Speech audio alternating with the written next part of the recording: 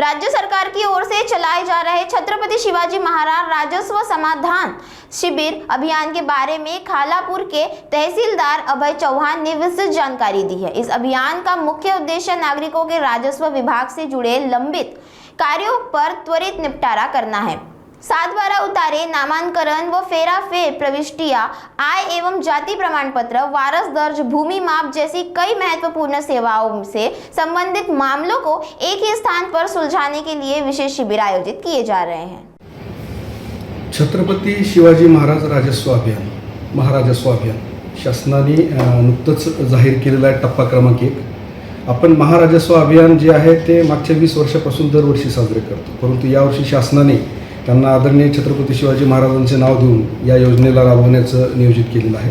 त्याप्रमाणे ही योजना छत्रपती शिवाजी महाराजस्व अभियान या नावाने आता माननीय महसूल मंत्री महोदयांनी डिक्लेअर केलेली आहे।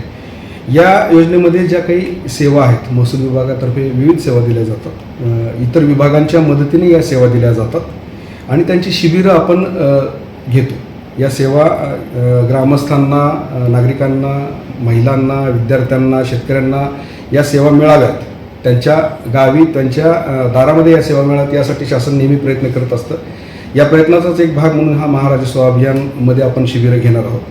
त्याकरिता यावेळी शासनानेच काही तारखा डिक्लेअर केलेल्या आहेत। 7 मार्च, 14 मार्च, 25 मार्च, 10 एप्रिल, 17 एप्रिल, 8 मे आणि 15 मे। आपल्याकडे 5 मंडळं आहेत आणि एक नगरपंचायत आहे आणि एक नगरपालिका आहे। असं आपण 7 ठिकाणी या तारखांना आपण शिबिरं घेणार आहोत। मंडळाच्या ठिकाणी आपण ही शिबिरं नेहमीच घेतो, यावेळी आपण घेणार आहोत, परंतु यावेळेसचं वेगळेपण म्हणजे यावेळेस ती व्यापक स्वरूपात आहे आणि अतिशय थरोली हे शिबिर आपल्याला करायचं आहे। या ठिकाणी आपल्याला जे काही शिबिर घ्यायचं आहे त्यामध्ये ज्या काही महसूल विभागाच्या 15 सेवा आहेत किंवा इतर विभागांच्याही काही सेवा आहेत, त्या इतर विभागाच्या मदतीने आपण या सेवा देणार आहोत। त्या सेवा म्हणजे जे काही आता मुळात महसूल विभागाच्या मी काही सेवा सांगतो, ज्या शिबिरामध्ये आपल्याला त्याचं लाभार्थ्यांना द्यायचा आहे, नागरिकांना द्यायचं आहे।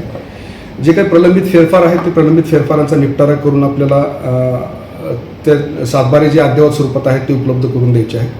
7/12 चुकांची दुरुस्ती जी आहे ती तात्काळ करून ते 7/12 त्यांना डिजिटल स्वरूपात उपलब्ध करून द्यायचे। डिजिटल 7/12 हे एक नवीन शासनाने जे काही त्यात नागरिकांचं जे प्रबोधन करायला सांगितलं आहे की डिजिटल स्वाक्षरीचे 7/12 जे असतात त्याच्यासाठी प्रत्यक्ष स्वाक्षरीची म्हणजे फिजिकल स्वाक्षरीची गरज नाही, त्याकरिता तलाठ्याकडे जाण्याची गरज नाही, याचंही प्रबोधन आपल्याला करायचं आहे। 8चं जे काही अद्ययावत केलेले हे आहे तेही नागरिकांना, आपल्याला शेतकऱ्यांना वाटप करायचं आहे। त्याचप्रमाणे विद्यार्थ्यांना उत्पन्नाचे दाखले असतील, रहिवासी दाखले असतील, जातीचे दाखले असतील, नॉन क्रिमिलियर आहे, या सगळ्या सेवा आपण शाळांमध्ये कॅम्पेन घेऊन शाळांच्या माध्यमातून फॉर्म भरून घेऊन आपण या शिबिरांमध्ये वाटप करणार आहोत। नुकतेच शासनाने अकृषिक तरतुदींबाबत काही सुधारणा केलेली आहे, ज्यामध्ये कलम 42 महाराष्ट्र जमीन महसूल संहिता अधिनियममधलं कलम 42 ते 47 जे आहे ते रद्द केलेलं आहे। म्हणजे ईज ऑफ डुईंग बिझनेसमध्ये ह्या गोष्टी थोड्याशा नागरिकांना, ज्यांना डेव्हलपमेंट करायची आहे, ज्यांना जमिनीच्या संदर्भाने विकास करायचा आहे, त्यांना अडचणी येत होत्या। डेव्हलपमेंट अथॉरिटी असेल, नंतर महसूल विभाग असेल, यांच्याकडे कायम फेरे मारायला लागायचे, त्यामध्ये वेळेचा अपव्यय व्हायचा। त्याकरिता ही कलमच आता शासनाने रद्द केलेली आहे, त्याबद्दलही जनजागृती करायची। म्हणजे की थोडक्यात काय की यामध्ये आता येण्याची आवश्यकता नाही आहे हे लोकांना सांगायचं आहे, सनद लागणार नाही हे पण लोकांना सांगायचं आहे। म्हणजे मान्य जिल्हाधिकाऱ्यांची परवानगी अकृषिकची घेण्याची आवश्यकता नाही हे पण याबद्दलही प्रबोधन करायचं आहे।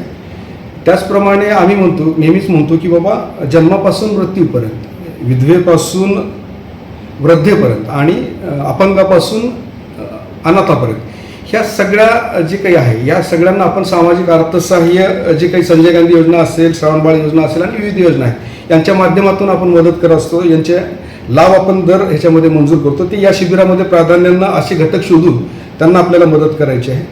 विद्यार्थ्यांना दाखले वाटप करण्याचं मी यापूर्वी सांगितलं की शाळांमध्ये आपण याची सर्व पूर्वतयारी करणार आहोत आणि विद्यार्थ्यांना देखील आपण दाखले वाटप शाळेतच करणार आहोत।